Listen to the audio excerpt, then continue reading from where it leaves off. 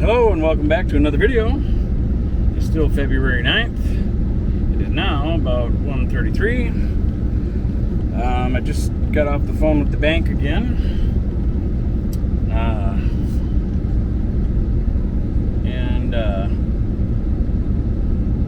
Since I lost my checking account, I'm locked out. I don't get I have no access to digital banking or online banking. Something to do with you can't have it unless you have a checking account. Since I'm out of a checking account right now, I don't have access to it. So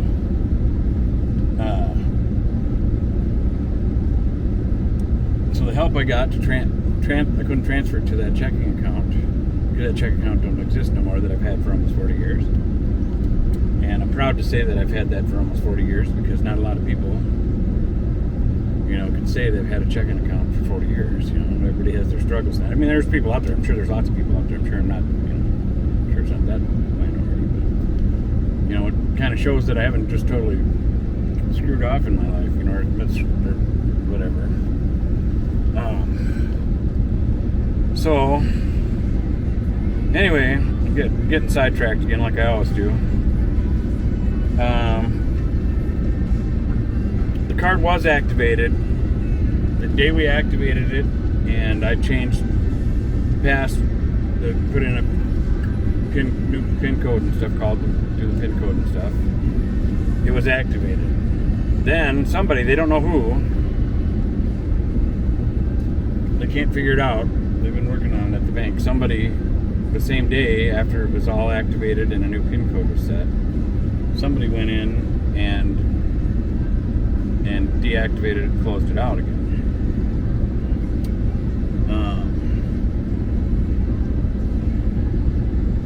I found that out after I checked just to make sure that what I had transferred from Venmo, that made it through. It did. So I just don't have no access to it because somebody at the bank who I've been with for almost 40 years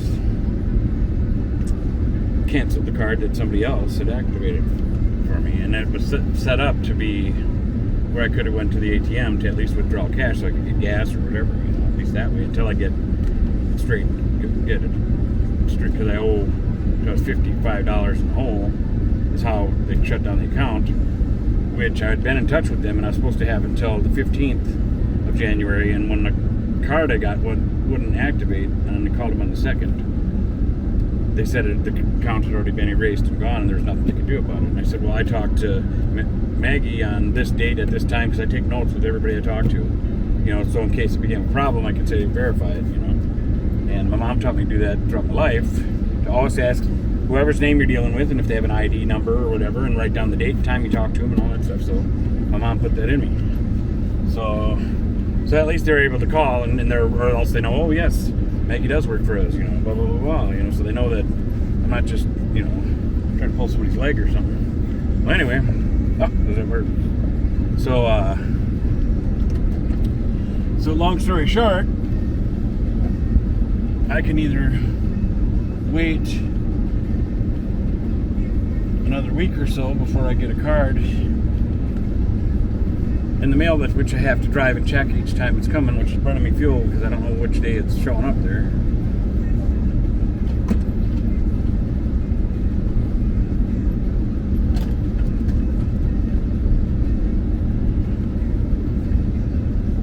Okay. So now the closest branch to me right now is about 30 miles away, so that means I got to do a 60-mile round trip. I told them I'm not happy about it because they're mistakes. I've been out of work, and thank goodness I told her. I was telling her about my channel and everything, and how I've been out of work since the beginning of June, and she was kind of shocked. And I told her, I said, I wouldn't have even made it through the winter. There's no way I could have survived the winter if it wasn't for help from people in the community. And I said, and I told her that's what, and God told me it was one of my weaknesses is my pride, because I I would go down the drain without accepting help. Like, I got to do it on my own, And God told me I needed to change that. I needed to learn how to accept help. And it still ain't easy, but I can tell it's kind of, I don't know if humbled me is the right word, but I think that's the right word. I always believe I've been a good man, I know I'm a good man. But just because you're a good man doesn't mean that you're too good to need help when things are out of your control, I guess, I could cry thinking about it. But here it is, another challenge. I told her, I did the math while I was on the phone with her, thinking about, just rough math. It said 8 miles to the gallon, but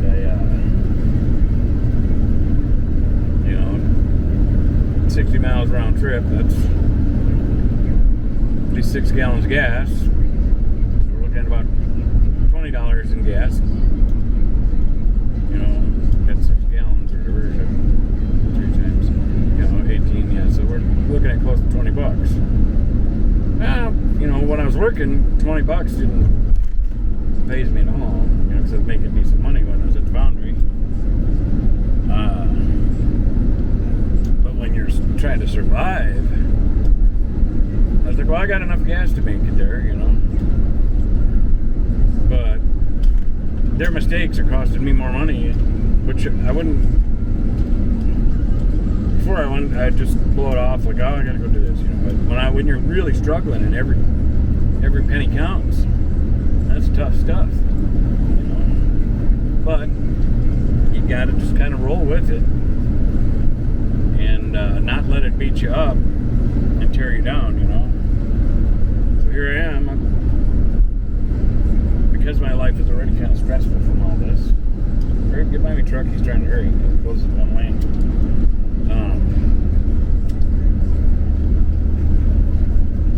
So, because I have to have gas, I can't run out of gas. So, God, it sucks. So, I had it figured out. Because I don't want to lose. I got a Wi-Fi hotspot. That kind of keeps my sanity, because when stuff's heavy on your mind, at least you can, having that hotspot, my tablet and stuff, I can at least go to YouTube and, search Gordon Ramsay Hell's Kitchen episodes or look up inspirational channels or and watch something that takes my mind away from the stress.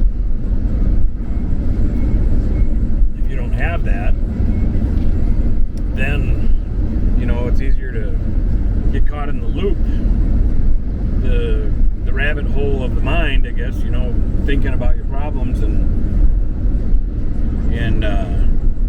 then you just keep stressing, thinking about it. What am I going to do? What am I going to do? And then you just get worse and worse, and then you start getting down more and more and more. 600 feet at the traffic circle. So for myself, I know that West Broadway Avenue. That at least as long as I have the internet, when I start getting too much on my mind, or it starts affecting me too much, I know it's time to take a break and give my mind a break from it, and then come back to it. Good example is when in the middle of winter, exit the traffic circle onto West Broadway Avenue. I didn't know what the problem was, but my batteries were dumping out, and without the power in my batteries, I couldn't fire up my diesel heater. So I had no heat because my batteries were dumping out. The voltage was not showing up and stuff, and I couldn't figure it out. And I already got all this other stress going on in life, because I'm trying to survive through this. And, it's just too overwhelming, and I'm a smart guy, so I'm trying to figure out what is the problem, and as I'm trying to think about it, my breath, I can see it in the air because I'm getting so cold in here. And I don't know what the temperature was. I didn't have time to look because I was just freezing, and I don't know, I was just too stressed out. And I'm looking at all my wiring, where I get my solar coming in, my DC-DC charger, my fuses, different fuse blocks, my inverter, all that stuff. I'm like looking at it all, trying to think about how electricity travels. Why am I not getting power? And then actually I use my voltmeter. I test my batteries. My battery's got power, but something's dumping somewhere or something. I can't figure it out. And all my breakers are looking good and everything. Well, I didn't know what to do, and I was just really frustrated. So, had I kept working at it at that point, I probably wouldn't have gotten nowhere. I would have just gotten more and more frustrated, because it was affecting me. I was losing control of my center and my peace. The things I've learned in martial arts to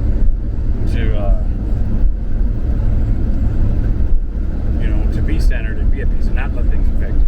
It's like, if my mind's somewhere else on all the stuff in my life, if somebody's throwing punches at me or something in a martial arts aspect, I'm going to probably get hit because my mind is somewhere else. I'm not in the moment, So that's kind of how it was with that problem.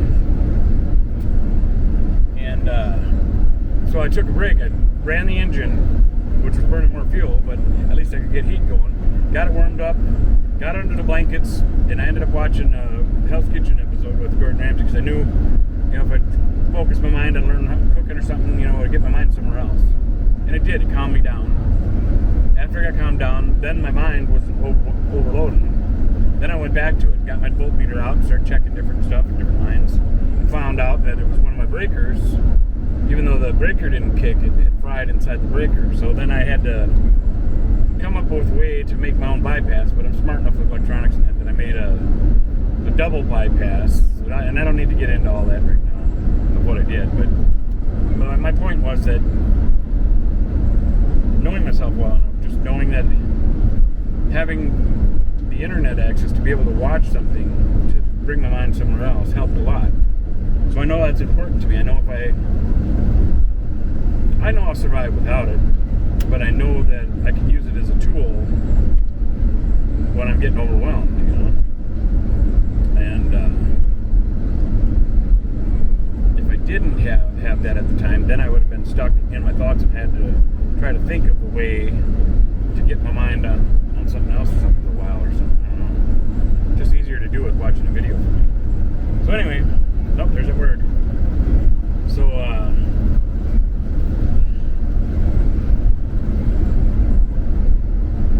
So that was my plan, was to use some of this help I received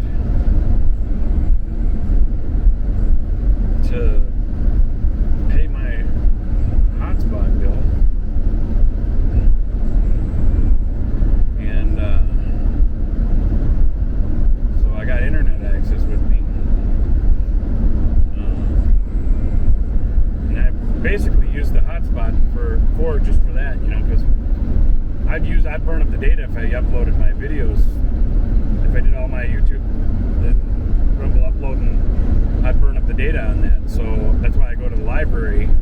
Their internet's faster anyway. And that way I don't burn up my data by doing all the bunch of gigs of uploading videos and stuff. So, but I can't just outside the library. It depends on. Sometimes I get signal, sometimes it kicks out. Because there's times I stayed at the library, and while I was there, if I could get their signal, I would use their signal to watch something, just so that way I'm saving, not going to run out of data. And anyway, but now that I got to do this, I was thinking, okay, I'll have enough. Thank goodness, because somebody sent me help. I'll have enough to pay that bill, which is due today.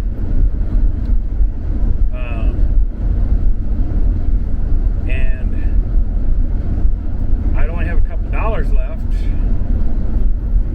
after paying bills, because I know the bank, because I was $55 in the hole. I know the bank is gonna $55.47 or something like that. So basically $56, the bank's gonna get right away.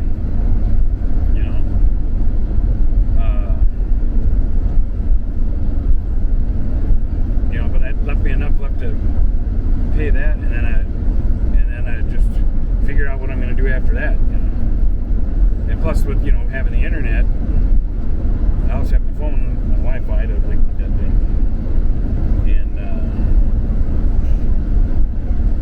And that, I can still surf. I can look through job hunting, whatever. I can link my laptop with it for job hunting or emails and messages and all that kind of stuff. At the next light, turn left. Because I keep that separate from my phone because of hackers. I don't want to have somebody can hack my phone easy, but if I'm using public Wi-Fi or that. But I try to do certain separate stuff on separate devices, so I don't get hacked. And like on my banking and stuff, when I do that, I always did it through my own internet connection or whatever. That way, somebody's less likely to be able to hack my line. At the light, turn left onto Lexington Avenue North. But my point, I guess, I'm getting too worked up thinking about the stress and stuff. Is that now that I would have had a couple dollars left, $2 left for that after paying that bill and stuff. Now, because I got to burn the gas to get to the car. If I don't do that, then I got to wait. Even though I'm forced into having to burn this extra and then not have enough to pay that bill. Well, if I go now, I get a card right now and have access to it. So, and if I don't, well, then it takes 7 to 10 days to get it, and I don't know which day it's going to show up, so I got to go there and check mail. I'd be wanting to check it every day. Is it there yet? Is it there yet? Well, I can't afford the gas to keep running back and forth that 7 to 10 days every day.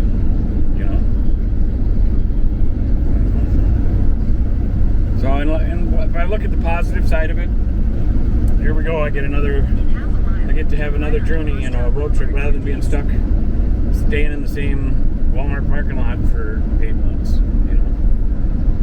I bounced around. I've stayed other places, but when I was working, I got to stay a lot of different places, and staying in the same lot on a basically regular basis is wearing on me a little bit, because when I was working, I was bouncing and staying in different places. Turn right onto Crosstown Boulevard Northeast. Where I was going. Poor guy behind me is probably wondering what the heck I'm doing. This little camper guy. Let's pull over here for a minute. Let him get by me.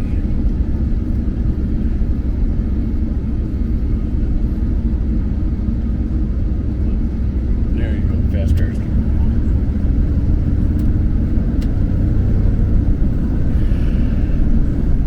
So, at least I get a nice trip out of this.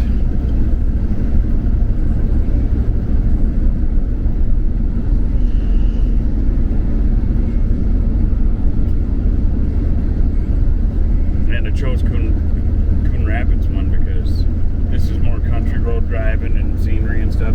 There's another one that's about the same distance, but it's in the cities.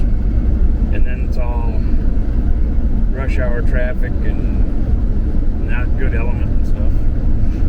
Whereas if along here, like if I ain't gonna run out of gas, but if I ran out of gas or broke down or something, on this run, going this way to Rapids, I just know that I wouldn't have to worry about if I had to walk to somebody for help or something, or something.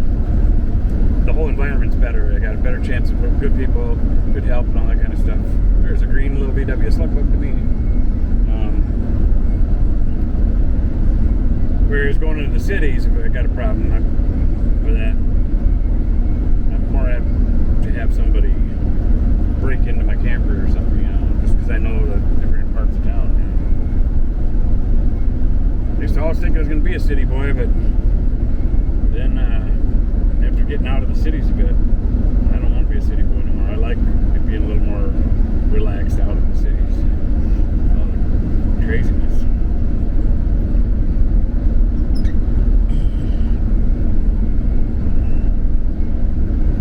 Well, this one's getting long, so I want to go into another video. So once again, thanks for watching.